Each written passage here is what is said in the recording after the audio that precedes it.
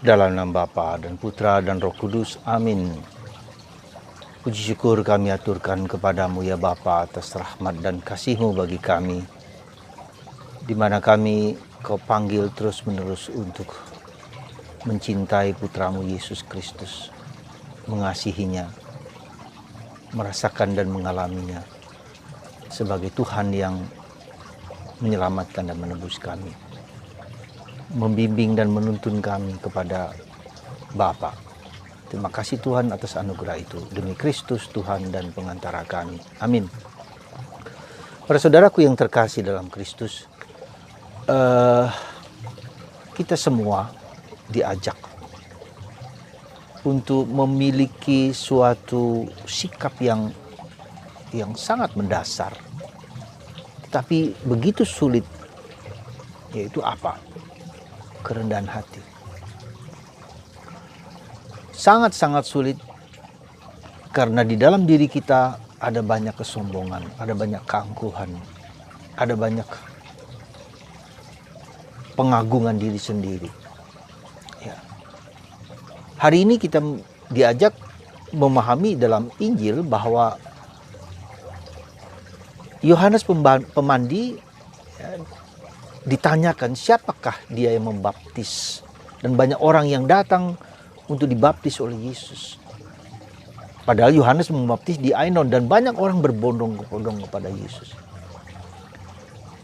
Dan luar biasa, Yohanes tidak sakit hati, tidak tersinggung, tidak merasa tersaingi. Ada orang yang jauh lebih hebat dari dia, dan dia mengatakan dia harus semakin besar dan aku harus semakin kecil. Suatu sikap kerendahan hati yang luar biasa. Yohanes tahu siapa dirinya. Dia bahagia ketika ada orang yang lebih besar, yang lebih hebat, yang lebih diikuti banyak orang. Dia gembira, dia bersuka cita. Saya hanyalah yang mendengarkan suara mempelai. Ketika mempelai itu datang, mempelailah yang menjadi pusat. Mempelai itu Kristus. Seperti orang yang mempersiapkan kedatangan mempelai, saya hanyalah orang seperti itu. Dia pusatkan pada Yesus. Dia harus makin besar, kita harus makin kecil. Saudara, menarik sekali kerendahan hati dari Yohanes Pemandi. Dia tahu siapa dirinya, self knowledge, mengenal siapa dirinya. Dan ini menjadi core, menjadi inti dari seluruh pengajaran Yesus. Berbahagialah orang yang miskin di hadapan Allah. Dia yang adalah Allah turun menjadi manusia, menjadi hamba. Diperlakukan mengerikan, ya. Diturunkan sampai seturun-turunnya, disalibkan, dihina, diejek, mati disalib. Mati sebagai orang dianggap berdosa. Dan itu dilakukan oleh Yesus. Diejek, disalib. Hai engkau, kalau engkau raja, selamatkanlah dirimu sendiri. Saudara, itulah yang merupakan satu syarat penting dan mendasar, tetapi yang tidak mudah.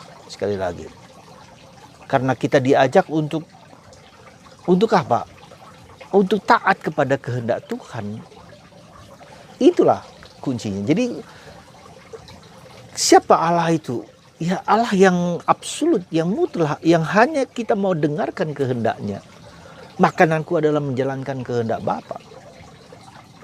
Makananku adalah melakukan apa yang Tuhan kehendaki, dan Yesus mengalami pergulatan itu juga.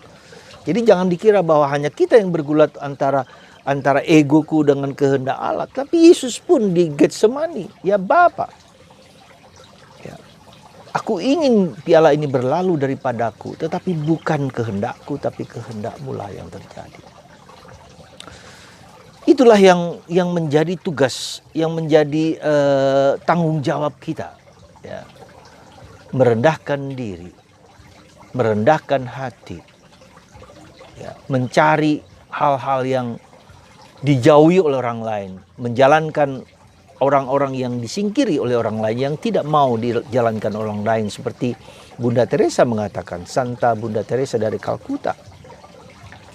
lakukan pekerjaan yang tidak disukai oleh orang lain, yang tidak dijalankan oleh orang lain, sebagai bentuk ungkapan kasih kita kepada Tuhan. Nah, saudaraku yang terkasih dalam Kristus, sekali lagi, apa yang kemudian harus kita sadari, jadi kerendahan hati itu adalah bentuk dari kita untuk memasuki suatu cinta kasih. Karena seluruh kehidupan kita, seluruh tindakan kita, seluruh perjalanan hidup kita adalah menjadi sempurna di dalam kasih. Jadi kerendahan hati itu bukanlah tujuannya adalah supaya kita menjadi manusia yang penuh cinta kasih, penuh kasih sayang. Ya, karena itulah yang menjadi core inti dari hidup Yesus. Allah adalah kasih, dan kasih itu diungkapkan dalam Yesus, dan Yesus karena kasihnya mau merendahkan diri. Jadi orang merendahkan diri itu karena mengasihi. Karena kasih, bukan karena sekedar untuk direndah-rendahkan, bukan, tapi karena kasih. Ya, jadi itu yang menurut saya yang harus kita perjuangkan dalam hidup kita. Nah, maka apa yang harus kita mulai dengan melatih kasih itu menjadi apa? Menjadi menjadi sentral, ya, jadi titik fokus, katakanlah seperti kalau sepeda motor atau sepeda itu yang bulat di tengah itu putar kemana-mana, ya, itu adalah fokusnya, ya, kemana-mana kasih harus diperjuangkan. Nah, maka kita mulai dari apa? Kita mulai dari diri kita sendiri, kita mulai dari batin kita sendiri. Adakah kebencian, adakah kemarahan, adakah kecewaan, adakah ketakutan, adakah kecemasan, adakah balas dendam yang dalam diri kita yang seringkali bergumul di dalam diri kita. Nah, disitulah mulainya kita. Ketika kita merasa diperlakukan tidak adil, lalu pikiran macam-macam, nanti akan kubalas dan seterusnya. Nah, di situ kita mulai muncul sekolah, school of love. Tuhan, ampunilah dia, ampunilah aku, supaya aku berani menerima dia, berani memandang dia, berani menegur dia, apapun juga meskipun dia perlakukan aku seperti itu. Jadi mulai dari itu semua, ya, kita mulai dari itu semua. Melihatlah segala sesuatu dari kacamata kasih, ya. Maka ketika ada pergulatan, nah, ketakutan, kecemasan itu semua negatif, yang trauma, luka batin, semua itu hanya karena tidak mencintai atau kurang kasih. Entah karena saya tidak mengalami kasih Yesus, atau saya juga tidak memberikan kasih kepada orang lain. Nah, disitulah, dan lakukanlah itu dengan kegembiraan, dengan sukacita, ya, dengan sukacita. Jadi disitulah kita mulai meskipun kemudian diejek-ejek, mungkin kemudian apa saja, mungkin ada kemarahan, kekecewaan. Nah, di situ kemudian kita melihat mengampuni, menerima, mendoakan, ya, memaafkan. Ya, disitulah, saudaraku terkasih, mulai dari hidup batin kita terdalam. Ya, jadi saudaraku yang terkasih dalam Kristus, semoga kita semua hari ini sekali lagi diajak untuk menjadi rendah hati, dan rendah hati tujuannya bukan sekedar rendah hati, tetapi karena kasih. Dan kasih itu menjadi suatu school of love, ya, menjadi titik fokus, ya, di mana segala sesuatu kembali ke sana, ya, kembali ke sana. Dan itulah yang dikehendaki Yesus. Dan itulah yang dikatakan oleh Paulus di dalam surat-suratnya, ya. Dalam surat Paulus kepada umat di Korintus, kasih adalah kesempurnaan hukum. Kasih itu sabar, kasih itu murah hati, kasih itu rendah hati, kasih itu melakukan untuk orang lain, ya, mendoakan orang lain.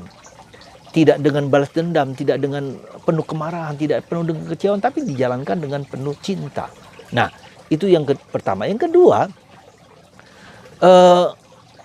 yaitu kita harus melimpahkan kasih, gitu loh. Jadi kita pernah tahu bahwa misalnya suatu pohon anggrek, ya, pohon anggrek itu kalau kita sapa, kita tegur, kita ajak omong, kita perlakukan seperti seorang teman yang diajak omong, diajak bicara, maka pohon itu akan berbuah, akan mekar, akan indah, akan apa. Tapi kalau kita lakukan dengan tidak ada sapaan, tidak ada teguran, dan demikian juga dengan hidup kita, melimpahkan kasih, ya, memberikan kasih, ya, di mana tidak ada cinta kasih, diberikan kasih, dan itu dimulai dari hati kita. Jadi saudaraku terkasih, maka dalam bacaan pertama hari ini dikatakan bahwa ketika ada orang berdosa, berdoalah.